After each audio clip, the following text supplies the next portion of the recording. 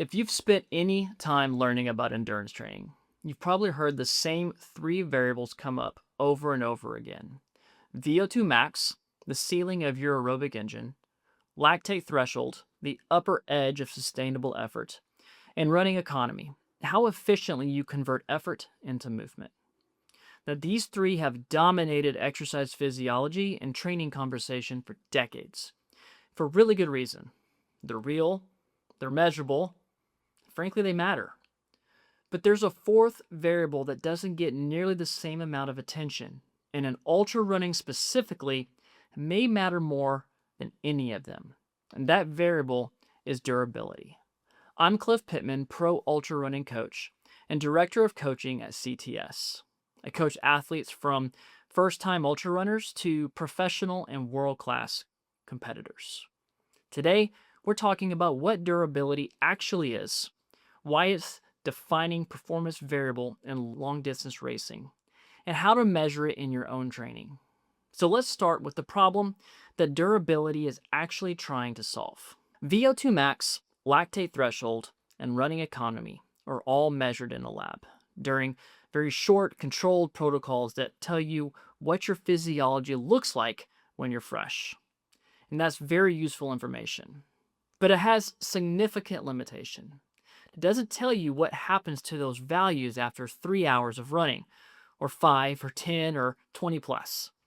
Two athletes can walk into a race with identical aerobic profiles, the same VO2 max, identical threshold pace, nearly identical running economy. And by mile 60, they can be in completely different physiological states. One of them has held their aerobic qualities close to their starting baseline. The other has drifted significantly. Their heart rate is climbing at the same pace, their breathing is heavier, and their form is breaking down. Now, the athlete who has drifted less is the more durable athlete. And in a sport decided over hours, and not minutes, that quality is often what separates a well-executed race from a slow, painful, death-marching collapse. Now, that's durability. The ability to preserve your aerobic qualities deep into a long effort when fatigue has been accumulating for hours and everything starts to cost more. Now, durability has two dimensions and is worth being very clear about both. The first is aerobic durability, how well your cardiovascular and metabolic systems hold their function as effort accumulates. Can your threshold pace stay where it started? Is your heart rate staying proportional to your effort, or is it climbing while your pace stays flat? Now, the second is muscular durability, how well your legs continue to produce force and maintain efficient movement mechanics under hours of accumulated load. And that's a separate video. Are you still moving efficiently in mile 50, or have your quads given up and taken your form with them? Now, both matter. In most athletes, one tends to fail before the other. And knowing which one is your limiter is genuinely useful information when it comes to building a training plan. But today, we're focused primarily on the aerobic side. So what does aerobic durability look like in practice? Well, there's a phenomenon called physiological decoupling that sits right at the center of this. And under normal conditions, heart rate and pace maintain a predictable relationship. Your run at a given effort, your heart rate reflects that effort. And that relationship stays relatively stable. Now, as fatigue accumulates during a long effort, that relationship starts to break down. All right, heart rate starts to climb, breathing gets heavier, but pace either holds steady or even degrades. Now, the internal cost of maintaining the same external output is going up. That drift or that decoupling is not random noise. It's a direct signal of aerobic durability loss happening in real time. Now, a 2025 study in the European Journal of Applied Physiology examined exactly this. Researchers tracked how much an athlete's aerobic threshold degraded after approximately 2.5 hours of sustained effort. And what they found was that the athletes whose heart rate and breathing rate drifted the most showed the greatest degradation in aerobic threshold. The athletes who drifted the least, unsurprisingly, were the most durable. Now, that connection between decoupling and durability validates what coaches have observed for years and gives athletes a concrete, field-based way to measurement. So how do you actually measure your own durability? Well, the gold standard is a lab assessment, a pre and post aerobic threshold test built around extended effort. And if you have access to that, use it. Most athletes don't, though, and they don't need it to get useful information. The most practical tool many of you already have is sitting in your Training Peaks account. It's called aerobic decoupling, or pace to heart rate. The ratio pace to heart rate in the first half of a run compared to the second half. A decoupling percentage under 5% on a long aerobic run generally indicates really good aerobic durability for that effort. Consistently high decoupling across your long runs is a signal worth paying attention to.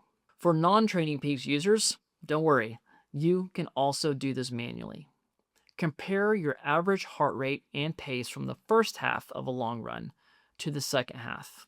If your pace held and your heart rate climbed, well, decoupling is happening. One important note: environmental factors matter here. If a temperature rises during your run and you're not keeping up with fluid losses, then that's going to show up as decoupling too. See, it's not always a fitness signal, and context always matters. The most important thing to understand is that decoupling is the signal, and durability is what produces or prevents it, which brings us how to build it. And this is why and where I want to be direct with you, because the answer is not complicated, and it's not what most people want to hear. All right, you build aerobic durability through volume, accumulated over time at the right intensity. Specifically through your long runs, done consistently on terrain that resembles what you're training for. So there is no shortcut, no clever protocol, supplement, hack, or wearable that builds it for you. The long run is the most specific durability stimulus available. And you cannot adapt to 3 hours of sustained aerobic effort without doing 3 hours of sustained aerobic effort.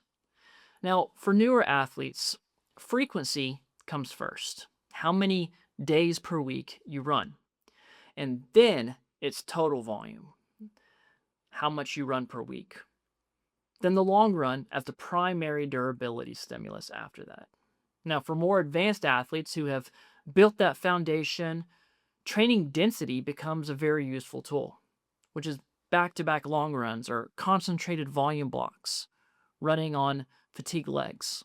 The intensity piece matters too. Easy days need to be easy enough to actually be easy. Hard days need to be hard enough to actually count. If you want to understand how intensity distribution maps to your training zones, the zones video covers that in detail. But the foundation under all of it is volume. Run consistently, run long, and run specifically. Pay attention to what your body tells you on those long aerobic efforts, whether that's a number on your watch, a metric in your training software, or simply the awareness that your breathing has shifted while your pace hasn't. Okay, here's the bottom line. VO₂max tells you how high your aerobic ceiling is. Lactate threshold tells you where your sustainable edge is. Running economy tells you how efficiently you move through space. And durability tells you how much of all three you actually have left when the race gets hard. In ultra running, that's often the whole game. Now, if you want coaching that builds durability as a deliberate part of your training plan, visit trainright.com to connect with the CTS coach and subscribe for more coach-driven ultra running education.